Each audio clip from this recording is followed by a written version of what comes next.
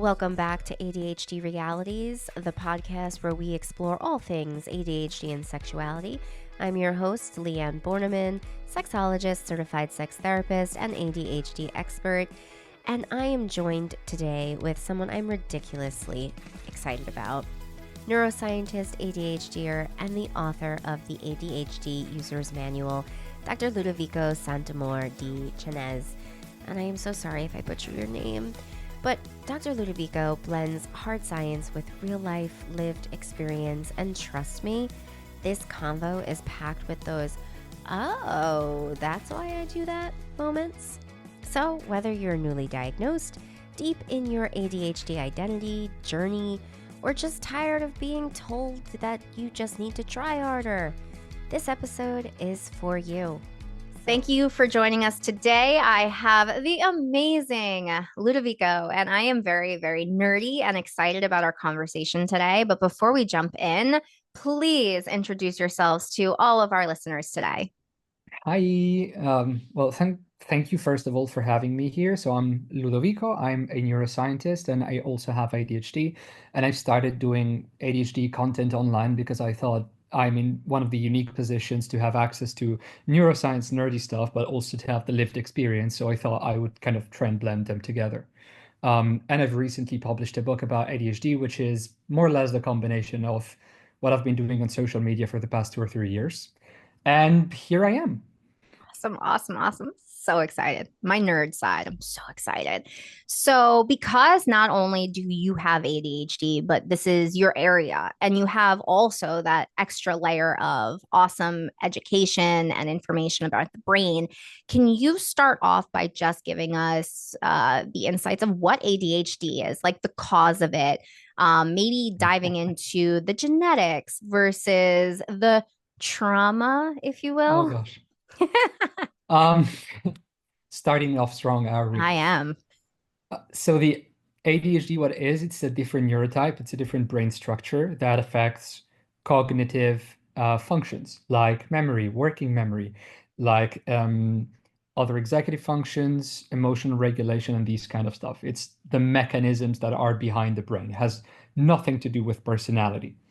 And these functions are affected because in ADHD brains in particular, the dopamine and noradrenaline networks are affected and often underactive.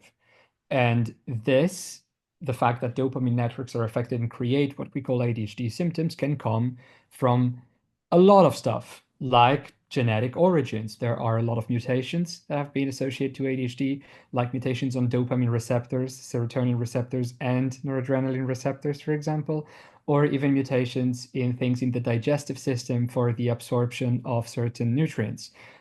Recently, I've read about one mutation that happens about one out of 15,000 people that affects the enzyme that is supposed to transform phenylalanine into tyrosine. And when that enzyme is not active, we have less tyrosine. If we have less tyrosine, we have less dopamine. And so we also have ADHD symptoms. So the origin can come from a lot of different things, and it's Mhm. usually a combination of a lot of stuff. Then you also mentioned trauma.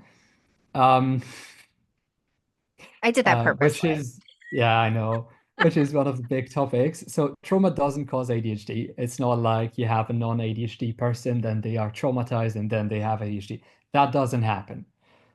What trauma can do is that it can exacerbate the symptoms of ADHD. So you have ADHD, you have trauma, and now you have extra spicy ADHD. Basically, that's what happens. And also because PTSD symptoms or CPTSD symptoms, they sometimes emulate Mhm. some ADHD symptoms, like the inattention or the hypervigilance, which can look like inattention, but it's not. Mm. One person can have ADHD and can have PTSD, and these two things can also come separately. So yeah, it doesn't activate, it doesn't do anything, it's not a predisposition, it's just a separate thing that just adds to it. Mm. Now, as Um, we're talking about like what ADHD is, and you bring up genetics, I actually had a couple of people ask me this, and I personally, I stay in my lane. I had no idea, so maybe you would know. I've had people ask, like, okay, so if there's a genetic factor to it, why isn't there a genetic test for ADHD?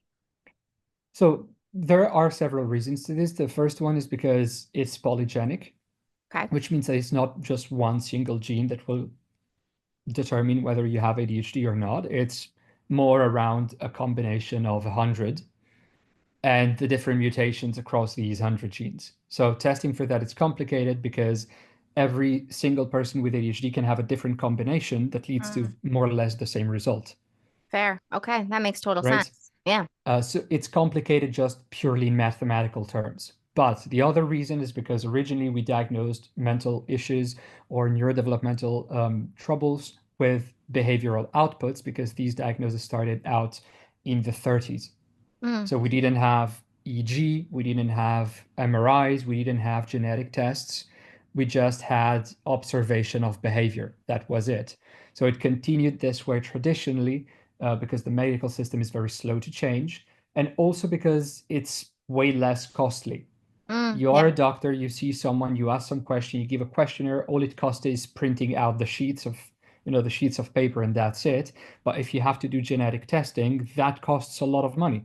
Yeah. Genome sequencing requires materials, it requires enzyme, it requires machines and all of that stuff. So it's a lot more inaccessible, which also means that then you wouldn't have these kind of testing in the countryside as Yeah. opposed to Fair. the city. Yeah, that makes total sense. And I think there was I don't know what study was done or where it was. I know I'm pretty sure it was out of the UK. They were actually looking into trying to promote brain scans as a form of diagnosing because they started making a lot of correlations in the brain scans of individuals with ADHD and without. And that was actually something I thought of. I was like, okay, that might be a great thing, but the finances behind that is probably quite Hmm. hefty. And I don't know if you heard that as well.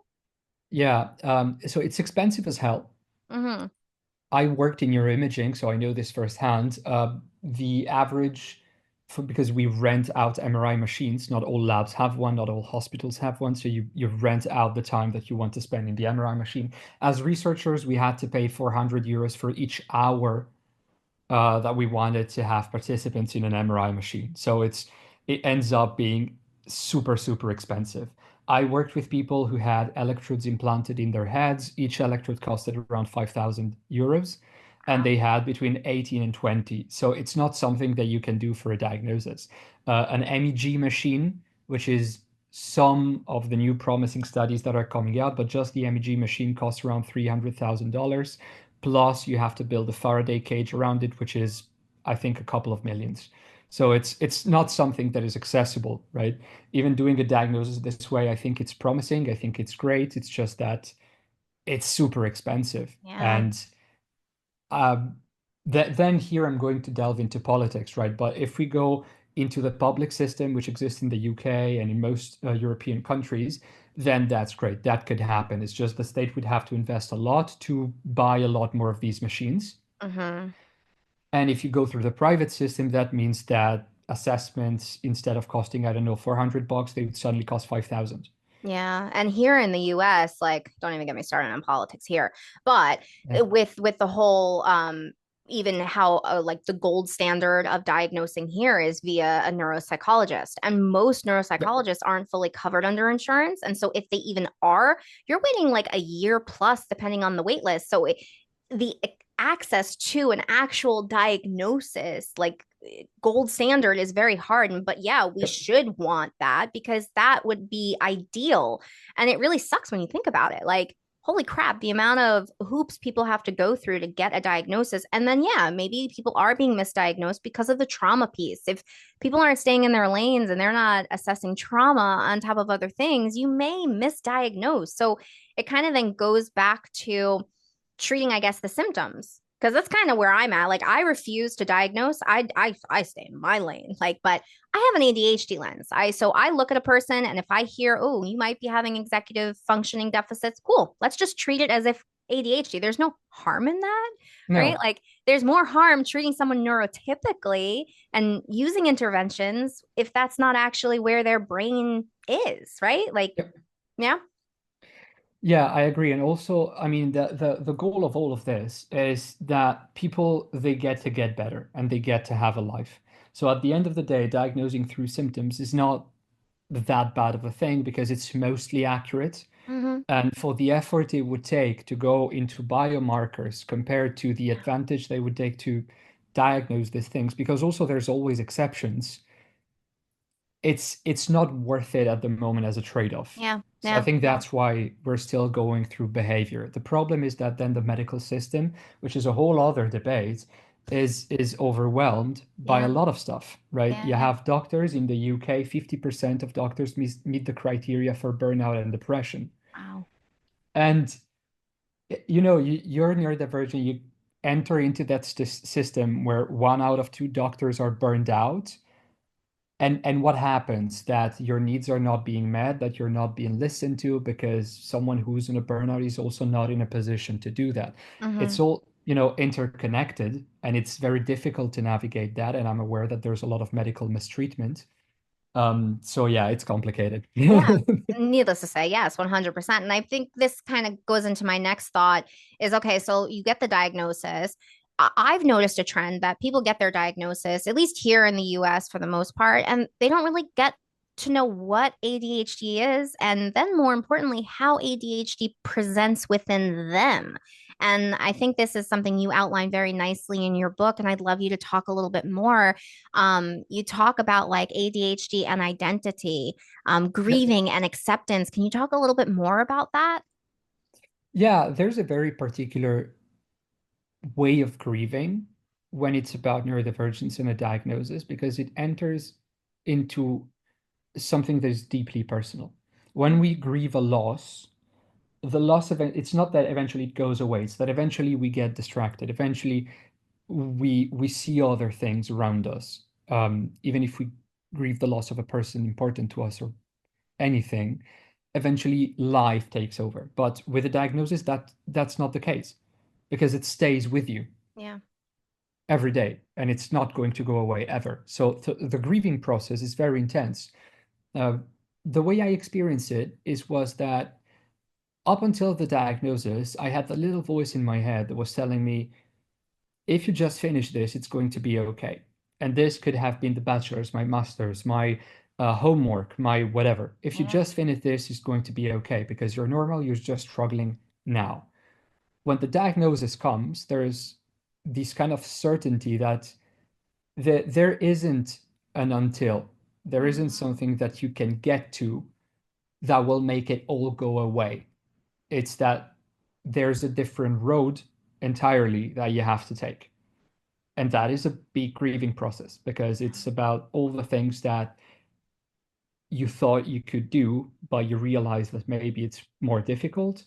It's also a grieving of the life that you had, because there's this whole thought about, if I had been diagnosed before, I wouldn't have struggled up until now. So there's also that part of grieving, Yeah. the part of now I'm feeling like crap, but I could have not been here if I've known that before. It's Mm, difficult. It yeah. takes a while to accept all of this. It's a lot of emotions. It brings up a lot of things. But eventually, the idea of accepting the diagnosis is just accepting something that is neutral. I have a different brain. And so, knowing that, where do I go from here? Yeah.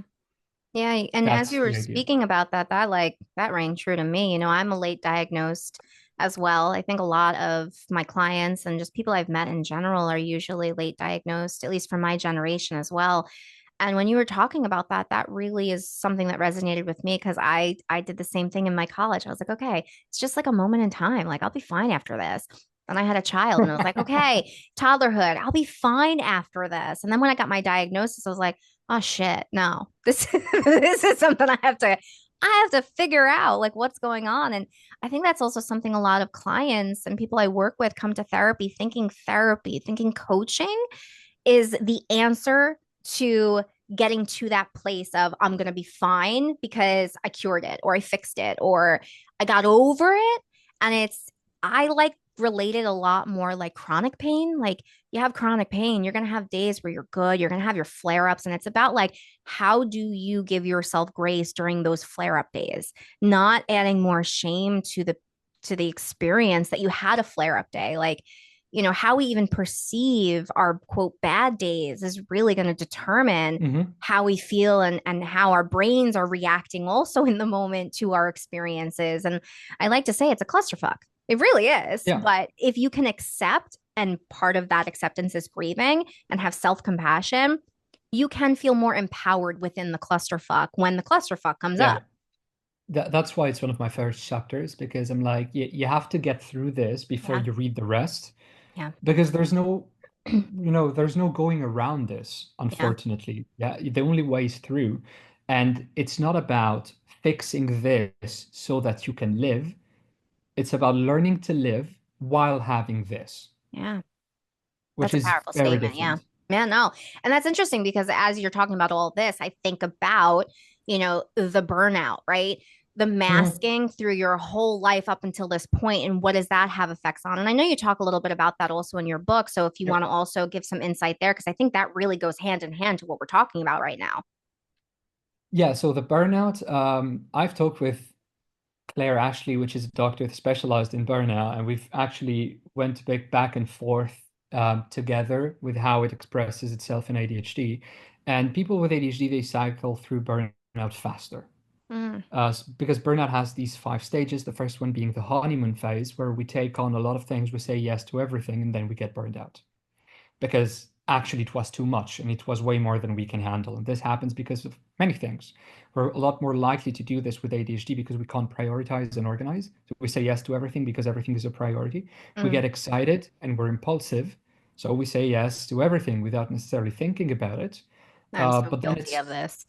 but then it's difficult, right? Because we get burned out because we have a lot of stuff to do. Suddenly we have all of these responsibilities and it feels crushing and overwhelming. And this is also reinforced by the fact that once we have done these things for a while, we get bored with ADHD, we have to change it. And so the burnout gets even harsher.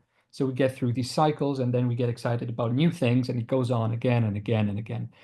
And the issue is that with ADHD, what is burning us out is not work, it's just life in general, because this is how we function. I always say that with ADHD, we have cycles. And when we learn to live with the cycles, we kind of learn to have these high energy moments where we get massive stuff done, and then to have these low energy, like a couple of weeks, where we just rest for a bit, and then it's fine. It's just that with the current system, with how society is made, with how work is made, even with how we talk to ourselves on a day-to-day basis, we get through these high energy moments, we get a lot of stuff done, and then we hate ourselves when for the following 2 weeks, when we should be resting, we're like, why am I not as productive as a machine like I was 2 weeks ago? Um, and so the high energy moment takes even more time to come back because now we have to battle with guilt and we haven't truly rested. And that's why it's a cycle that is difficult to get out of, and that's why self-compassion breaks it, because Yeah. when these low energy moments come, you're like, okay, this is where I don't get a lot of stuff done and I accept to rest. And when that happens, your brain rests, your body rests, and 1 week later you're back to high energy because that's what the body does. It rests and then it's fine again. Yeah. I But if we really don't allow ourselves to rest, then it's not possible. No, and I really like what you just identified is identifying your cycle, right? Like that is the cycle. And I think of women and vulva owners and, menstrual cycles, even. Like there's so much research about how if we tapped into our cycles, we could be more productive or we could find ways to navigate our day to day where you have the more energy here. So do XYZ during that time instead of that the next 2 weeks kind of thing. So I really like how you identified it as cycles because it's true. I think I just recently had my own where I got to that stage where I was just so done. And in the past, I probably would have beat myself up, but I recognize that that is my life. That is my cycle. This is how I ebb and flow. And in that moment, I was like, I'm just going to sit here. I'm okay Yeah, with it. I'm going to lean into it and I'm going to sit here. And you're right, the self compassion piece, the self compassion of having a crap load of pieces of laundry on the couch. I'm okay with that. That's what my couch is because yeah. seeing that is okay, just minimize the stress that then exhausts me even more. That's the thing, because not when we beat ourselves up, we don't allow ourselves to rest, so we don't recover energy. We try to do stuff, but we fail. So we're wasting time and we're wasting more energy. And then we also feel guilty and stressed. And so our body doesn't rest either. Yeah. Yeah. It's It's like just I lost said, all around. clusterfuck. Yeah. Yeah. So I think that also is cool to go into because, I mean, there's like a variety of things that I really wanted to try to touch base on today. And, I would definitely want to get into also sleep because I know that's something a lot of my clients in particular struggle with. But before we do, I am curious, knowing that we're talking about self-compassion and finding our identity, our cycles, can you then also talk a little bit about um the strengths? Now, I will never, ever, ever call ADHD a superpower because it is not. But I do know that there are some parts of how I identify within my ADHD that can definitely be a strength. But I feel like you also bring a lot of extra information behind this concept of strength and positive traits. So, can you talk on that one? Because I think that's an important piece as well. Sure. So ADHD can have a set of strengths in certain environments and for certain tasks, which is also why I agree that it's not a superpower, because superpower means that you're stronger everywhere and absolutely all the time, which is not Mm, the case. yeah. With ADHD, we just have some strengths that are useful to both individuals and communities, because we have to remember that humans are communal animals, from evolution. And I'm talking about evolution because there's papers, I think you were referring to that show that 50,000 years ago there were more indicators of ADHD in the genetic blueprints of Paleolithic remains of humans. So Mm-hmm. in Homo sapiens and Neanderthal, which is fascinating. Yeah. And the hypothesis is that ADHD traits would be more favored into hunter-gatherer lifestyles because if you're impulsive, you have faster reaction times. You just act instead of thinking about it. So you encounter a tiger in the wilderness. If you are impulsive, you run and you don't think about it, you're alive. But if you stop even just 1 second, that could cost you your life. Yeah. It's the same thing with gathering. There was a study about the fact that people with ADHD tended to gather more berries in foraging exercises. That was because instead of staying at the same bush, they just wandered off and explored and gathered more. So exploratory behaviors in hunter-gatherer societies would have been useful. There's these wide array of attention. We get distracted easily. So we might not pay attention to a conversation, but that means that, 50,000 years ago, there's a noise in the forest. Oh, I spotted an enemy or a potential thing because my attention went a bit everywhere. That's an advantage in that community. But if everyone was like that, it wouldn't work. But if no Mm-hmm. one was like that, it also wouldn't work, which is why I don't like the superpower thing. But I do think that it has certain strengths that are currently being undervalued in our communities. And that could bring a lot to the table if we learn to just accommodate ADHD.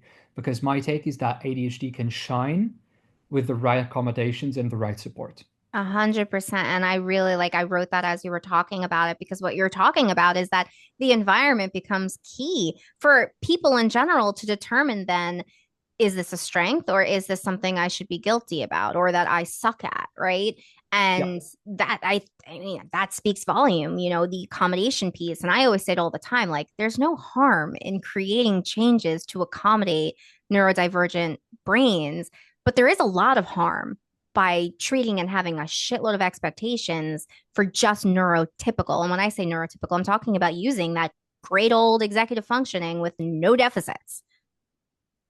Yeah, and even then, for neurotypical individuals, the environment is starting to get toxic. I mean, Mm-hmm. this is something that I often say, especially in workplaces or whatever, when I do interventions, that neurodivergent individuals are the canary in the mine. We've been, raising issues and we've been saying that it's a horrible way to work for 10, 20 years. And we've been burned out ever since. And now that there are return to the office policies, that workplaces are becoming increasingly rigid, there's being a crisis of mental health and burnout among all workers, even non-neurodivergent one, because it's not sustainable. Yeah. We were never meant to sit 8 hours in front of a computer. And these kind of things, these environments will disproportionately affect people with ADHD, people who are neurodivergent, but truly they will affect everyone in the long run. Yeah. It's just they affect us more because we have less resources to cope with that to start with. Yeah. Especially also when there's that just expectation though placed on you that you should just be able to function. And you're right, that's the damaging part, regardless if you have ADHD or not. The body and the mind and the brain can just go so far. And I think this also then goes into the topic of, how do you navigate routines? Because when you were talking about work, I started thinking about, okay, like the routine of life, right? And I know routines just in general can be very hard for a lot of people with ADHD. And I, so I'm going to give what's the word I'm looking for? Oh my gosh, I can't think of the word. A sneak peek. There we go. Got it. Sneak peek on one of the parts of your book. But I loved the example you gave when you were writing and talking about routine about the gym and how you set your goals up also determined how you would feel inclined to go about the routine, but more importantly, not creating such a similar structure and like adjusting your routine. Like you gave the example of going to the bakery, but maybe going to different. And so people who are listening are probably saying, what the hell is this chick talking about? So if you want to dive in, because I really got excited about this part of your book, because I was like, this is freaking awesome. This makes so much sense. Yeah, it's about creating what I call structural routines. So having one, your hours a day that are allocated for a certain type of activity, which can be gym, which can be eating, which can be whatever, but then that activity doesn't have to be the same every day. Because we need novelty and we need Mm-hmm. change, but we also crave routines. And we crave routines for several reasons. The first one is because every time we have a routine, we know what we have to do. We don't have to think about it. So that takes away cognitive load. It saves energy and it saves time to not think about what I need to do. Right now, it's 7 in the morning. It's my gym going time. That means that my goal is just to go and show up at the gym. Whether I do exercises, whether I do legs, whether I do arms, whether I do whatever, that's another question for later me. Right Mm, now, the only goal is to get out and go. That's it. And this is why I also said that the important thing is to set out goals that are about the process and not about results. So if your goal is going to the gym, it's not about your body, it's not about how heavy you can lift, it's not about anything, it's just about showing up. And that's it, because showing up is something that is tangible and that is attainable, and that we can tell ourselves, okay, I will just go. I will do zero exercises. I will go to the gym and pick a nice drink from the vending machine and then come home. But then you get to the gym, you're there, and you're like, okay, I'll do a machine now because I'm there anyway, yeah. right?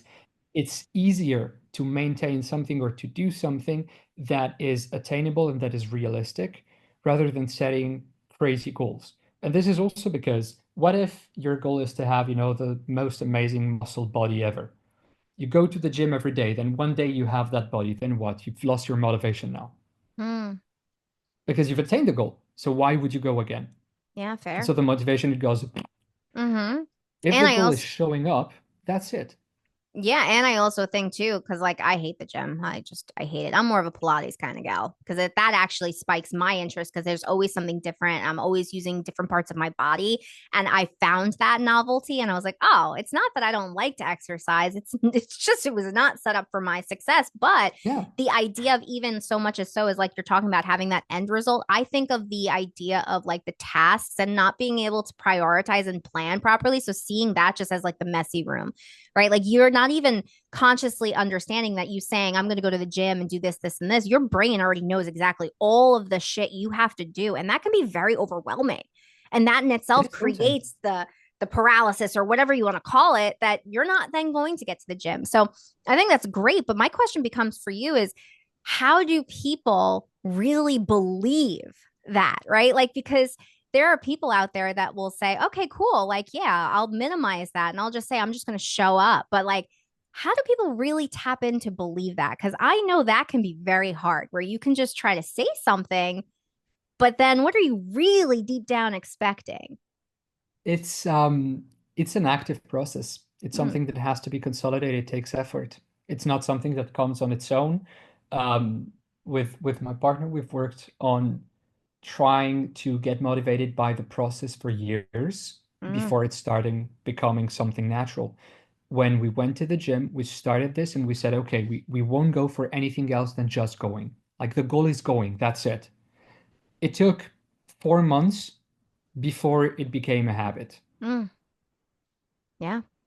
It's a lot of time. And during these process, you can also reward yourself. You go to the gym, that means that then you go and eat your favorite croissant at a bakery or whatever, right?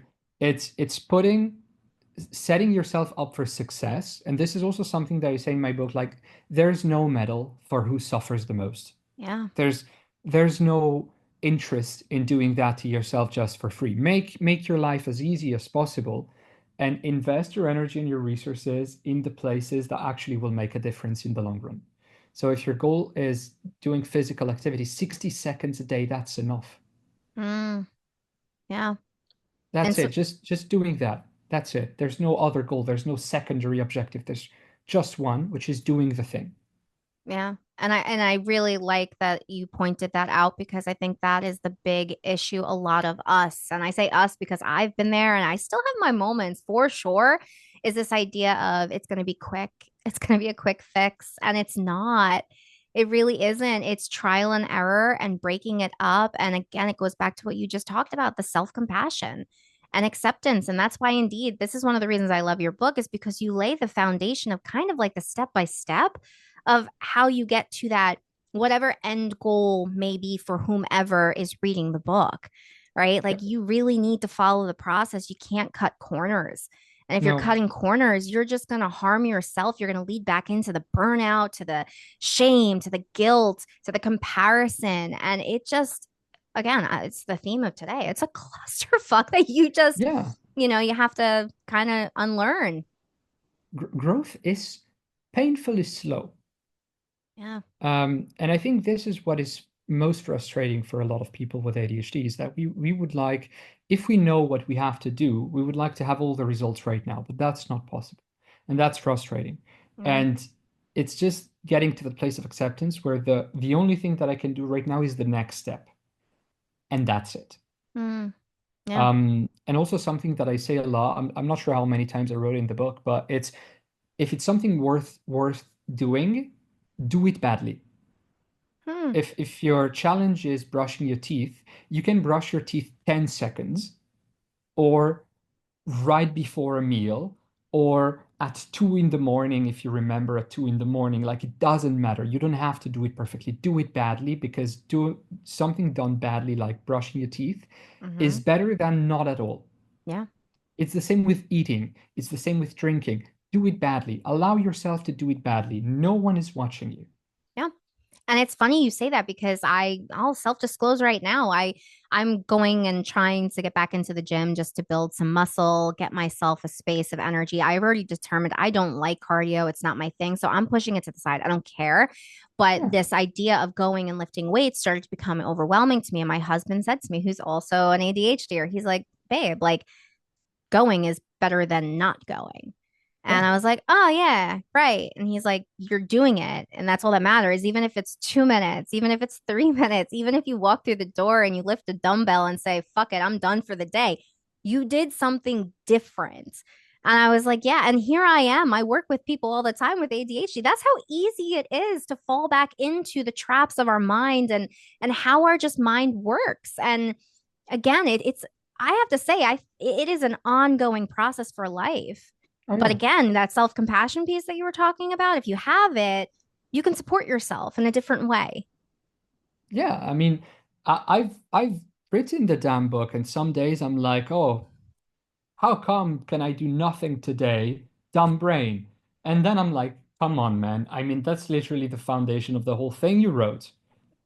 Some days I get back into it myself, but that's normal. We fall back sometimes and then we get back up. And this is also what I said in the book. The idea is not that you don't have any more bad days because those are going to happen, such is life. But Mm-hmm. the idea is that your bad days a year from now, 2 years from now, by these very small increments of habits, they look very different than they did maybe 2 years ago. Yeah. They're fluid. You're right. Yeah. It changes across lifespan too. There's so many different variables that change across. And that's also why, like, a lot of times I feel at least I can fall into those patterns because our brains, I feel like, go to that just comparison of the, well, I did that. That was fine then. Why am I struggling now? Like, I feel like it's just like the automatic process, right? Yeah. Yeah. And and the thing is that probably when we achieve that big, huge thing is that we took it one step at a time. And right now we're just seeing the whole mountain instead of Yeah. the walk. 100%. Um, And when you talk about all this too, then that makes me think of the other area a lot of us adults in relationships, marriages, as hmm, parents, chores in the household. I know this is a huge one. And I would love for you to, give some insight here because I think that is also this other area we all use significant comparisons of like how we should be doing versus what we can do or how do we approach it. Like, you know what I mean? so there's several things here to be said. If you're living already with another person or are you living alone? That's one Fair. of the first questions. If you're living with another person, I'd say talk about it with them because there's some chores, there's some tasks, there's some things that will cost not a lot to me, but a lot to my partner. Like she hates doing the dishes, Me too. and she hates cooking, and I don't Sensory. mind cooking. I also hate doing the dishes, to be fair, but it's less horrible. Hmm. Um, I can't do laundry, but she's fine doing laundry. So we said, okay, so I'm going to cook because it doesn't cost me as much, and you're going to do laundry because it doesn't cost you as much. So we can help each other, So would right? you say that when you're approaching chores, when you're living with somebody, it's more about then leaning into each other's strengths and communicating what you can and cannot do instead of just trying to take a list of all the shit that needs to be done and splitting it down the line 50-50? Yeah, because when you live with somebody, you become an ecosystem. And so if you take the whole thing as an ecosystem, the goal of the game is to minimize the energy that is expended not by each person, but by the ecosystem as a whole. Mm-hmm. Because if the ecosystem spends less energy doing crap, then it has more energy to reinforce itself. Fair. That's the idea. Um, then if you're living alone is more or less the same thing, but there's also an acknowledgement of what you can and cannot do. For example, there was a time in my life where I just sat in front of myself and I was like, okay, I will never ever be able to, hoover once a week and to do all the chores with that kind of diligence and discipline. It's just never going to happen. Mm. So I decided I'm going to work a bit more so that I can afford someone who cleans my house instead. Outsourcing. It's great. Yeah, but at the end it's my time. And the question was, would I rather spend 2 hours more working so that I can get $40 or 30 or whatever so that I can pay someone to do it? Or would I rather spend 2 hours cleaning my house? And the answer was I would rather work more because Mm. that what was taking me less energy and what was making me less miserable. Yeah. Yeah. So these questions are important to be asked because this is where we understand where we want to spend our time and our energy and our resources. Yeah. Because Fair. sometimes it's just a complete waste of resources because if we have 100 and we spend 90 because we had to clean the house once, then we have only 10 that is left for the rest of the day, and that's not enough. Yeah. And so this also then trickles into I hope you're okay with me getting a little personal because you did disclose you have ADHD. I don't know if your Yep. partner also has ADHD, but I'm just Yep. curious, how does life look like for you and your partner as ADHDers? How do you make it work? Because I know this is hard for a lot of people with ADHD or then a partner doesn't have ADHD. And I know you talk about it a little bit in your book, but I'd love to hear just your personal experience as well if you're comfortable. It took a lot of communication. Um, I would say this is true for every relationship, right? This is ADHD or not ADHD, it Yeah. just took a lot of communication. I think it was somehow easier to get into that space where we could openly communicate about the needs of the one and the other because we both were facing the same struggles. So there was a lot less judgment. I know that in a lot of relationship, when someone says, I just cannot get up and do the dishes, there's a lot of judgment from the other person. Whilst for us, these were not necessarily easy conversations, but we were not judging each other. So Mm. that was already a first big step, because when she was like, I can't do the dish, it was like, cool, me neither. That's it. And then the conversation became, okay, then how do we not live in a dump, Mm-hmm. considering that we both hate doing this? So we came to a solution. It's just these conversations, again, they take energy, they take time, and they take compassion. Yeah. It's about understanding what is best for both people, And I and like that not just, because, yeah, well, what you were also just talking about is like you guys are approaching it as a team, not as villains. And I think yeah, the way you're able to approach it then as a team, from what you're saying, is that you're also leaning into, I think, a strength for a lot of ADHDers is the curiosity. It's like, okay, wait a minute, this isn't working. Why? How do we navigate this? What's going on? Like, at least that's how my brain really taps into certain things. And I really lean into that curiosity piece.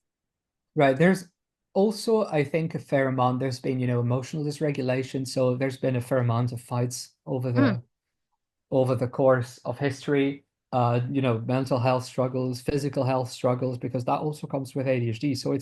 it's not easy either. It's just the idea is to face these things together. But this, to be honest, I think it's more of an us thing rather than an ADHD thing, because we've always wanted to have this kind of partnership where we're a team and we're facing struggles together. Because otherwise, why are you being with a person if you're constantly seeing them as the enemy? That never really made sense to me. So all of the struggles that we faced were about, we are an ecosystem. How do we make the ecosystem work? And I mean, sometimes we fight like everyone, but it's about facing these things together. And I don't know if you saw, I got really excited when you said that because what you did was just what I love to reinforce is that the ADHD isn't necessarily the thing, right? Like, yes, we need to be mindful of it. But what you just said is that ADHD aside, this is the type of relationship that we both want. Yeah. And you can't have that though if you don't also then understand the reasons you're showing up the maybe way you are. So yes, there is still that important piece of understanding ADHD, but if you do and you're able to then have compassion and you're able to have conversation, like that's just also a healthy relationship. And I think that's awesome that you were able to identify that. Oh, therapy moment here. I'm like, oh, I No, love it. I love it. It's, she's my favorite person in the world, to be honest. And I think that where the ADHD helped was that every time I got into a relationship, I often got bored at some point, because I was like, I always am curious and I want to explore new things. And I noticed that the other person often just didn't.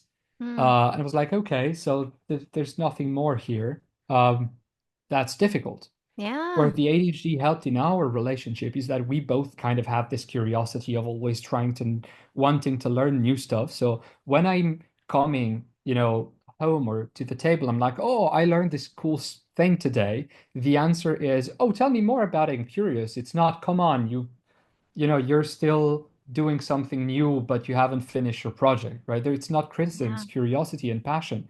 And it's the same thing on the other way. I'm always constantly learning new things on my own and with her, and vice versa. And so that's also why it works. Um, and why I think a lot of people with ADHD end up with someone else who has ADHD, because it's not boring.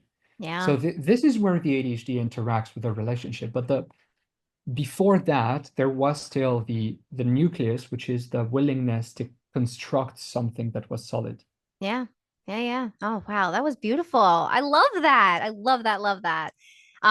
Now I would be very upset with myself if I did not use you here for a moment and at least have you talk more about sleep because I really, really, really Yeah. wanted to touch upon that topic. And I know we're running short on time now, but can you get into sleep a little bit? Because I know so many of my clients struggle with sleep. And I still think there's a lot of misconceptions, but I also am curious, like, is the research also lacking in this area? Do we have a lot of understandings and maybe it's not just being publicized correctly? It's not being publicized because sleep is not a very sexy topic. Even when I do infographics or videos on Instagram about it, they don't get a lot of traction. People are not interested about sleep somehow. but they're all exhausted. So, I don't know. The thing is that, yeah, a lot of people with ADHD struggle with sleep. About 80% have sleep issues, and that's because of multiple reasons. The first one is because just genetically we're wired a bit differently, so we're naturally more evening people, and that doesn't sit very well with how society works because we have Yeah, to yeah. wake up early and go to bed early and stuff like that. So on a baseline, we're at a deficit of sleep, which sucks. Then a lot of people with ADHD have comorbid sleep issues like sleep apnea, like restless leg syndrome, like inflammation, and these kind of things that make sleep harder on a baseline. And finally, there's the fact that around 50% of people with ADHD have a comorbid anxiety disorder. And with anxiety comes spikes of cortisol. And when you constantly have cortisol in your body, the quality of your sleep gets messed up. Mm, Cortisol is the hormone that is responsible for making us go from slow wave sleep to REM sleep. okay. If we have too much cortisol, we don't go into slow wave sleep. And slow wave sleep, unfortunately, is the part where we consolidate our memories, where we have synaptic pruning that makes it easier to learn and to do stuff the next day. And that makes us recover that feeling of fatigue. If we have too much cortisol, we don't go into slow wave. We go Okay. directly into REM. Um, and this is why some people may, instead of dreaming in the second part of the night, they may just wake up. That's too much cortisol, too much anxiety. And a Interesting. lot of people with ADHD just chronically have that in their system because life is stressful. And Mm. because when you have a chronic condition, you're going to be more stressed than other people. Now, let me ask you, I know you're not a mental health provider, and I'm sure you're not a sleep expert here, but do you, just from all the research that you've done and you've read, do you have any suggestions or advice on how to possibly navigate and manage this? Yeah, I mean, I put a lot of things and a lot of tips on this in my book because Awesome. it's a huge topic. And I have worked in sleep research as well. All So right, I I take it know a back. couple of Look at things. you. Um, the first thing that helps with ADHD, I would say, is taking melatonin to kind of rebalance these hormonal fluctuations. The second thing is have the most stable sleep rhythm possible. And it sucks, and it's not funny to do because then you don't go to out with friends or do something in the evening anymore for some time. And that may not be the funniest thing ever, but it does work because when the body is used to go to sleep at very different times and wake up at very different times, it becomes unbalanced and it doesn't know when is night, when is day, or when whatever. Okay. So if we want to have our sleep that is of a good quality, we need to tell the body this is the time where you rest and this is the time where you wake up. And it takes a while to get back into balance, and melatonin can help. Vitamin D supplementation can help, especially in winter. Opening the blinds first thing in the morning, doing physical activity like in the first hour of waking up, and then the usual stuff like avoiding too much excitement before bed, staying off social media, especially now, because every time I open Instagram, my cortisol spikes just because of all the anxiety and of all the things that, like, we have a world-ending event three Mm, times a day right now, so yeah. we're anxious as hell. Don't do that right before sleep. Cortisol Hmm. takes 6 to 8 hours to exit the system. If you do it right before you go to bed, you're going to have a crappy night. Interesting. Yeah. Wow. So it's not Um, even just about getting trapped, like most people say, like, oh, doom scrolling. There's actually a like hormone neurochemistry thing going on here that you need to tap into. I mean, if you play Candy Crush on your phone and you enjoy it, that's fine because it's not going to spike up your system and your stress system. But if you go on social media and you hear about genocide there and horrible things on the other side, then Yeah. there's this like tension that goes all through your body, and that tension doesn't just disappear when you put down your phone. It stays there for a few hours. Wow. That is so helpful to know. Wow. Holy Um, crap. yeah, You are so smart. it's This has been so awesome. Like seriously, I could talk to you for freaking hours. I really could. This has been so amazing. But for anybody else that feels the same way as I do, his book is absolutely freaking amazing. I love it. The ADHD or ADHD user's manual. I don't know why I want to say ADHDers every single time I say it. It has been amazing. I will provide all the links, but where can people find you though if they want to follow you and look more at your work? Well, I'm on Instagram and TikTok under the pseudo brain.curiosities. Okay. And if companies or any executives hearing this, they want a training on neurodiversity, they can find me on LinkedIn as well, under Awesome. my full name, Ludovico Saint Amour de Chanaz. And otherwise, it's the book, like the ADHD User's Manual. If you just Google it, you'll find a store that sells it. Yeah, and I'll put all the links in my bio for everybody. If you're interested in getting the book, you really should share it with a family member if they don't get ADHD. It has been so supportive and helpful for so many of my clients. So thank you so much for being here today. This was freaking kick-ass amazing. I loved it. I'm like ready to go for my whole day now. So thank you so much for being here. And thank you for having me. This was a lovely conversation. Thanks so much. Awesome. So happy, so happy. All right, until next time, everybody, be well. And that's a wrap on today's episode of ADHD Realities, where once again we're proving that ADHD is not just about losing the freaking keys. It's about navigating identity, burnout, relationships, and yes, your sex life. And I just want to say huge thanks to Ludovico for showing up with the science, the soul, and some seriously validating truths. If your brain is buzzing like mine is right now, take a moment, let it all sink in.